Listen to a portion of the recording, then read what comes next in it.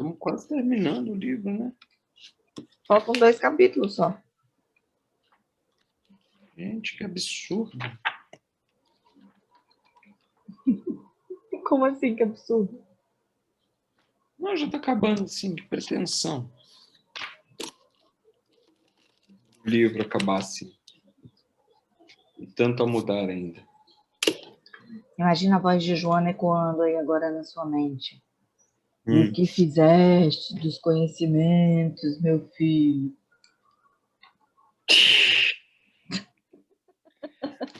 Pau no cavalo.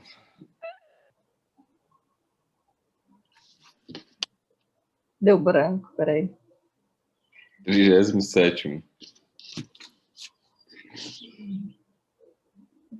Olá, sejam todos muito bem-vindos para mais um Aprendizes de Joana com Psicologia da Gratidão. E deu branco.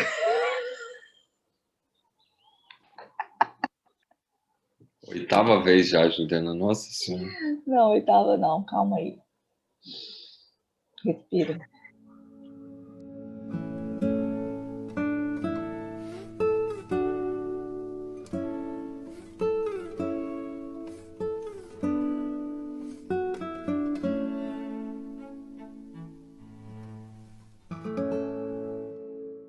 Sejam todos muito bem-vindos para mais um Aprendizes de Joana. Esse é o nosso 37º episódio. A gente vai hoje comentar a última parte do capítulo, Daniel, me salva aí, 9, a psicologia da dignidade. E hoje, que belo título, então, Dignidade e Gratidão. Olá, Daniel! Olá, sejam todos muito bem-vindos. Uma semana de muita luz para nós, uma semana de muito estudo para nós, né? Um ano inteiro ainda também de muito estudo para a gente. Estava até comentando aqui no bastidor, gente. Estou triste, está acabando já, ó, fininho já, a parte final já, mais 12 capítulos só. Mas hoje a gente vai falar sobre dignidade e gratidão, né? A dignidade e gratidão, Joana veio trazendo uma contextualização fantástica no início. Ela faz um apanhado aí geral não, mas um apanhado de vários dados aí, com alguns filósofos, né? Alguns da área de saúde, né? Médicos, psicólogos, psiquiatras, né? E ela faz uma contextualização muito interessante sobre a ótica de cada um, né? E o que nós, como indivíduo, acerca da visão deles, né? É a nossa busca, que aí, no final de tudo, a gente acaba entendendo, né? A gente começa a leitura, poxa, mas por que isso? Por que eu vou lá falar da pirâmide de Maslow? Por que eu vou trazer Epicuro, né? Porque se eu for repetir, eu não vou gravar o nome dele de novo, né? Mas assim, ela traz esse apanhado geral, assim, e vem trazendo os nossos interesses, as nossas experiências, o que nós damos de valor, né? Para o nosso amadurecimento psicológico, e como isso tudo está entrelaçado em nossa dignidade e a gratidão. E, por vezes, também na ingratidão, né? Que ela também cita alguns momentos onde a gente se perde na busca desse significado existencial, né? Fantástico, você já resumiu tudo, vamos embora.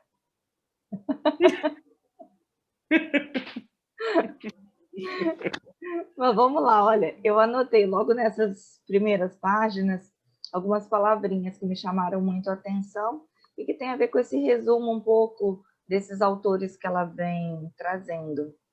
Alegrias, coragem, superação, né? A importância desses elementos na nossa vida. E Frankl, Epicuro e Maslow, tem uma coisa que, quando ela citou, eu percebi que né, assim, que tem em comum entre a fala dos três, que é esse objetivo, ter em mente essa visão lá na frente, essa visão lá na frente de a gente saber aonde quer chegar. E saber aonde quer chegar é daquele estado, né, luminoso, lembrando de sair dessa etapa ego para chegar à etapa self, né? A dedicação, a verdadeira autorrealização que está para além das conquistas materiais, né, Dani? Sim, e eu até anotei assim, já na página 194, que a gente acaba, por vezes, né, quando a gente bate a leitura de tantos filósofos, e aí nós estamos falando, eu não anotei a época de Maslow, mas eu acho que é recente, né? Mas se a gente pegar o Epíroco, por exemplo, ele é um filósofo de 210 antes de Cristo, né? Se a gente pegar o Frankl, 1905 a 1907, ele trabalhou na área da neuropsiquiatria, né? Então, assim, a gente percebe que são várias áreas, né? E todas basicamente convergindo para esse caminhar, né? De trabalho dentro das nossas condições morais, no trabalho das nossas alavancando, né? As nossas imperfeições, focados numa melhora como um ser, né? Um ser de luz, um ser espiritual, caminhar para essa luz. E às vezes lendo tudo isso me parece assim, é tanta coisa para fazer, né? Muita coisa para a gente mexer. E aí a gente precisa ter essa claridade e também paciência conosco, porque nós precisamos não colocar aí, vou usar até o termo que Joana usou aqui, né? O cavalo na frente da carroça, né? Não usou esse termo, não, eu que estou inventando, mas ela É que usou ela o usou termo. a palavra cavalo, né? Mas e aí a gente vai gerando essa ansiedade, muitas vezes a esquiva dos nossos objetivos, como você falou, né? E a gente até comentando, quem não tem objetivo, quem não tem meta, qualquer caminho serve, Sim. né? A nossa timidez, o nosso medo, e por vezes até caminhando para uma depressão. Então, é muita coisa para a gente fazer, mas relembremos, né? Esforço, temperança, constância, sacrifício. A gente precisa botar essas palavrinhas na nossa pirâmide de ações. Sim, que é o que ela vai, como a gente está falando nessa etapa de dignidade e gratidão, ela traz novamente uma outra definição de dignidade e diz que é o resultado das aquisições éticas decorrentes dos comportamentos que se fixam na justiça, na honradez e na honestidade. Ou seja, é isso que você falou, né? Nós precisamos de comportamentos. Não dá para ficar ali numa imaginação. Sim. E mais para baixo aqui ela traz Pascal, né? França, 1623 a 1662, né? Matemático e filósofo. E ele afirmava com sabedoria que a nossa dignidade consiste no pensamento. Procuremos, pois, pensar bem. Nisso reside o princípio da moral. Que também a gente até conversando, a gente falou, né? Um pouquinho mais para frente, Joana traz essa arte de pensar, né? Essa educação do nosso pensamento. E aí eu fico, às vezes, muito cético que sou, né? Fico pensando, um matemático traz essa definição. Tudo bem que ele correu para a área da filosofia, mas olha só a abertura de muros que esse cara talvez tenha tido na sua existência. Estamos falando de 1600, ou seja, uma outra época, uma outra cultura ainda mais travada, mais ainda cheia de milindres, né, que precisava se enquadrar. E aí, complementando essa linha do pensamento, do pensar bem, né? Sim. Quando tem por finalidade o desenvolvimento dos tesouros morais, né? O pensamento floresce-se das corretas elaborações daquelas que promovem o bem, abrindo Uhum, espaço para a conduta moral. Então, olha a importância do uhum. pensar. Você falou aí do matemático, Dani. A matemática vai me remeter a uma disciplina. E faz todo sentido, porque pensando nisso, né, que a dignidade ela nos remete a comportamentos, comportamentos dignos, né, justiça, honradez, honestidade. A gente precisa ir além para, desde o pensamento, né, cultivar o bem pensar. Pensa isso, né? Pensa isso. A disciplina, que a coisa precisa vir desde o início. Né? Não diz a passagem que a boca fala daquilo que o coração está cheio? Ou seja, os nossos comportamentos eles estão recheados do quê? Daquilo que a gente cultiva aqui. Primeiro, muitas vezes, primeiramente, aonde? No nosso teatro mental. Né? Com certeza. E quando o Joana de Anjos vem trazer, então, que ter a finalidade, né, ter por finalidade todas essas coisas relacionadas ao bem, a gente também já comentou em outros capítulos, a partir do que ela escreve, né, da importância da meta existencial, sentido existencial, ou seja, se eu tenho, né, aqui nos meus pensamentos um código, uma conduta, algo que fica aqui para me nortear, na hora que vem um pensamento de julgamento, um pensamento de uma crítica mordaz, e eu freio, opa, não é isso, não é esse proceder que eu quero, não é esse proceder que eu quero, foi baseado numa finalidade, baseado numa meta. Ou seja, é sempre importante a gente saber ali a nossa matemática, né? O meu 2 mais 2, qual é a tabuada que eu estou estudando? É. Assim, pensando nessa linha que você está trazendo para a gente, é importante a gente reforçar, né, que nós temos uma grande participação dentro da sociedade. Uhum, Então, se a gente precisa, de toda maneira, é, caminhar para essa tabuada, né, para que a gente possa, de fato, fazer a conta e entender que os nossos processos estão relacionados às várias atitudes que nós temos. O pensamento é uma delas, nosso comportamento é mudado através de quê? A nossa educação, como educamos, né? Então, a gente passa por várias áreas aí nesse processo de entender essa nossa ligação com a dignidade, essa nossa ligação com a gratidão. Você trouxe um exemplo fantástico nos bastidores, aí, enquanto montávamos o roteiro, que é a questão que nós estamos acostumados a educar nossos filhos a dizer obrigado. Agradece que a tia te deu isso, agradece que o tio te deu aquilo, agradece. uhum, Mas será que esse, de fato, é o verdadeiro agradecer? O que mais nós podemos inserir nisso? sim. E acaba que esse agradece o tio e agradece a tia, né? Tá justamente ainda reforçando a questão do agradecimento porque eu ganhei alguma coisa, né? Com a questão da retribuição, toma lá, dá cá.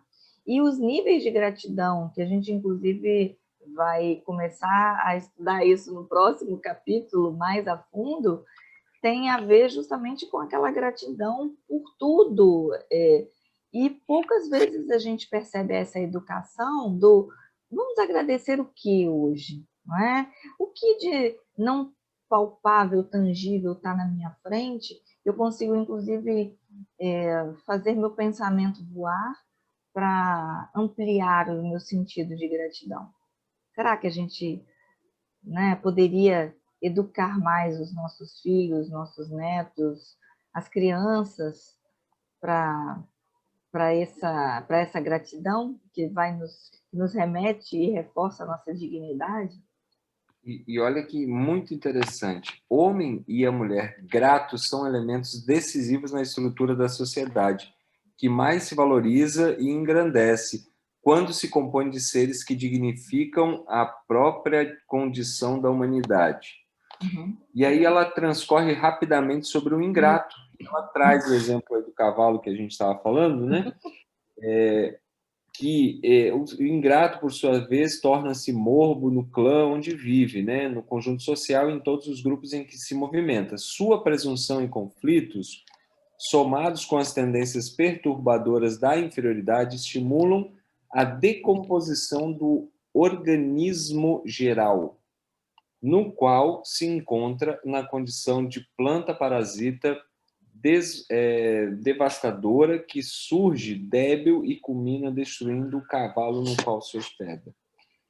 Então, olha os contrapontos, né? O que a gratidão nos proporciona, o que ainda pensar com os nossos automatismos, as nossas tradições que nos remetem a todas essas travas também nos proporcionam, né?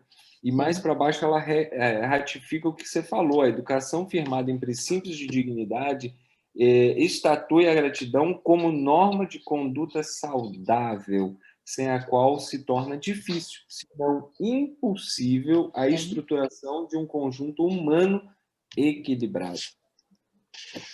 Parece, assim, parece até que é mais simples do que a gente imagina, não é, Dani? Porque quando ela vem trazer essa questão, né, que é a educação, da estruturação do conjunto humano equilibrado, que através da gratidão a gente consegue, digamos, virar essa chave do que a gente está vivendo, ainda de tanta indignidade. Por que a gente não começa, né? Sim. Por que a gente não se vacina contra esse processo, né? Ela até traz na outra... Ela traz, vacinando-se contra o hábito. Que ela comenta sobre essa conduta egoísta, né? Trabalha em favor da indiferença afetiva dos demais, que passam a desconsiderar esses ingratos, deles afastando-se e vacinando-se contra o hábito superior da gratidão. Então, olha o processo que acontece. Isso, eu até anotei aqui, é uma energia que a gente não conecta, não tem aquela coisa assim, nossa, não sei o que é, mas eu não consigo ir com Juliana, olha, tem alguma coisa que me bloqueia. E Logo aí, comigo, Dani, poxa.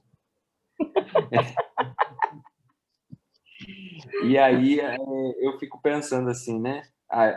Pode estar por aí muitas respostas. Ou a minha ingratidão está, de fato, fazendo me afastar ou afastar as pessoas que têm um outro pensamento, ou vice-versa, né? E é bom a gente deixar isso nos nossos radares, né? Sim, e deixar no radar aqui, ó. Vamos reforçar a questão do pensamento. E muito importante, já que a gente está falando, né, de reforçar aqui já no pensamento, vamos reforçar em nós o propósito de frear, né, o contágio da ingratidão do outro. A gente contou, eu contei, né, maravilhosamente bem. Quem não assistiu, assiste o último episódio, a história do taxista, né? Lembra? Lembra? Pois é. Acho que hoje eu vou contar de novo. Tem história de novo aí. Então, naquela história onde ele se deixou contagiar, né, contaminar com a ingratidão do passageiro, o quanto isso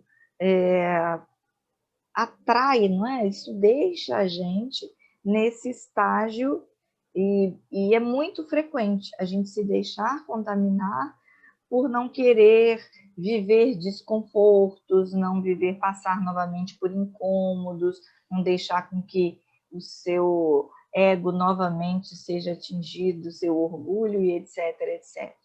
Então, vamos fazer esse convite, né, Dani? Sempre esse convite para nós, né? Primeiro, para a gente frear isso. Se a gente já conseguir bloquear essa ingratidão para que não nos contamine, a gente já está dando um passinho, né? Com certeza. A Ju não quis contar a história não, tá, gente? Mas eu vou contar só a frase final, e aí vocês leem lá no parágrafo hoje para... A história nova. A história nova é ótima. Mas acaba resumindo, né, e de uma forma bem simples, esse não se contaminar, né? que é o mal não afeta o bem, que lhe é o antídoto. Então, o mal não afeta o bem. Então, muitas vezes, se a gente mudar esse nosso pensamento, se nós mudarmos a recepção das coisas, muitas vezes a gente vai entender que aquele grande problema, na verdade, não é um grande problema. Bom, se eu não vou contar a história, eu posso lembrar uma musiquinha. Eu acho que é musiquinha, não sei se você canta ela, né? Mas ela assim, ó. O bem vence o mal, espanto temporal. Eu também só sei isso. Dever de casa, gente. Vamos O dar a bem gente. vence o mal, espanto temporal. Mas eu acho que é esse envolvimento, né? O bem espanta o mal, né? De fato, se a gente se ligar a esses pensamentos mais leves, mais positivos, né?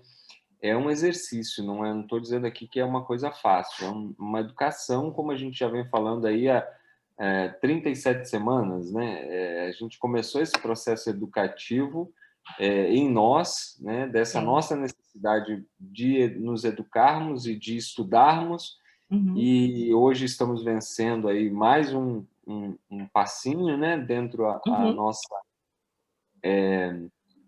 da nossa jornada.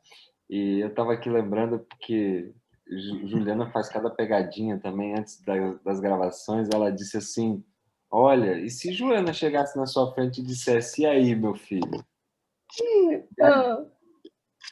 Aí eu disse: então, tá longe ainda, assim, foi só o primeiro, foi só uma, né? Tem que avançar mais. Então, a gente precisa colocar, às vezes, nesse processo, né, de humildade, de aprendermos, né? Eu posso chegar lá com 80, 100 anos, 200 anos, Deus, né, me preserve, né? E chegar no final da minha existência e ter muitas coisas ainda para debater, para discutir, né? Para a gente tornar esse grupo, né, esse estudo mais perto da minha existência, e com isso fazer com que eu consiga também ir trabalhando as minhas mazelas, aí, os automatismos e atavismos. Tá certo, Dani. A gente ainda não está nem na classe de alfabetização de Joana de Ângeles, tá? A gente está no prézinho, a gente está só no primeiro livro, rumo ao amadurecimento psicológico, ao nosso estado luminoso, a ficar lúcido, né? Mas com equilíbrio, equilibrado, estável. Mas que bom que a gente descobriu algo tão belo como a gratidão para nos auxiliar como roteiro, como meta, como finalidade para seguir esse caminho que a gente vai seguir. Agora com mais essa dica, com mais esse presente, que é lembrar de frear tudo isso através do nosso pensamento, né? Então, para a gente finalizar hoje, Dani, eu queria ler o último parágrafo, tem muito a ver com isso que você falou, né? Que o mal não afeta o bem, e que é o antídoto. Lhe é o antídoto. Então, preservar na conduta correta, perseverar, né? Não preservar, eu estou querendo preservar as coisas aqui. Perseverar na conduta correta, mesmo quando ultrajado ou desconsiderado, transforma-se no desafio da saúde moral no comportamento social, a fim de o modificar, trabalhando em favor de uma nova mentalidade que há de estabelecer entre todos no futuro. Então, façamos em nós, né, essa transformação para essa nova mentalidade, para esse futuro melhor, né, que já é hoje. Já começou. E semana que vem voltaremos com o capítulo 10, Técnicas da Gratidão. Não esquecendo de curtir a nossa página, não esquecendo que hoje à noite nós temos live, que vamos fazer alguma coisa que eu estou até pensando já aqui, para não deixar a Juliana pensar. Não, Dani, você está falando de pensar e você não quer me deixar pensar, não. E se eu deixar ela pensar mais rápido que eu? Então tá bom, aguardem, estudem, leiam, porque aí a gente faz um trabalho em conjunto, discutindo, fechando esse capítulo da dignidade e da gratidão. Grande beijo, se cuidem, ótima semana.